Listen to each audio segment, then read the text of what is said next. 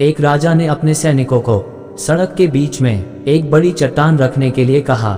चट्टान को बीच सड़क में रखवाकर राजा ने अपने सैनिकों से छुपकर उस चट्टान पर नजर रखने के लिए कहा कि देखना उस चट्टान को रास्ते से कौन हटाता है। लोग उस जगह पर आते रहे और जाते रहे, लेकिन किसी ने भी उस चट्टान को रास्ते से हटाने की कोशिश नहीं की। उस चट्टान के पास से लोगों के गुजरने वालों में राजा के कुछ करीबी लोग और शहर के बड़े व्यापारी भी शामिल थे, और उनमें से कुछ लोग तो राजा को ही कोसने लगते कि क्या राजा इस चट्टान को भी रास्ते से नहीं हटवा सकता। लेकिन किसी ने भी उस चट्टान को रास्ते से हटाने का प्रयास नहीं किया। ऐसा काफी दिनों तक चलता रहा। एक दिन एक किसान अपनी सब्जियों के साथ उधर से गुजर रहा था।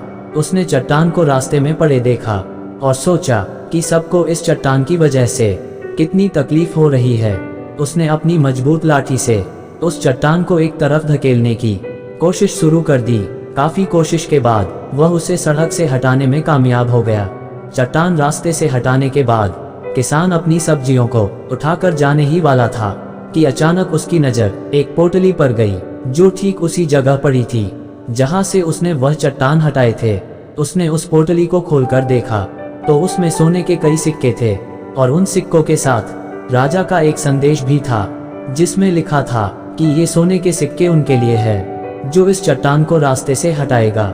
दोस्तों, बिल्कुल ठीक इसी तरह हम सबके लाइफ में भी कई परेशानियां आती है। कुछ लोग उन परेशानियों से बचकर निकल जाते हैं और कुछ रास्ता बदल देते हैं, और चंद लोग ठान लेते हैं उन परेशानियों का हल निकाल लेने की, और ऐसे ही लोग मुश्किलों में संभावनाएं और संभावनाओं में छिपे अवसर खोज लेते हैं। मजबूत इरादे और नेक दिल के साथ किए गए कोशिशों के परिणाम हमेशा ही अच्छे आते हैं। इसीलिए जीवन के परेशानियों से घबराओ मत, बल्कि उन परेशानियों को हल करने की कोशिश करते हुए जीवन सफर में आगे बढ़ते रहो।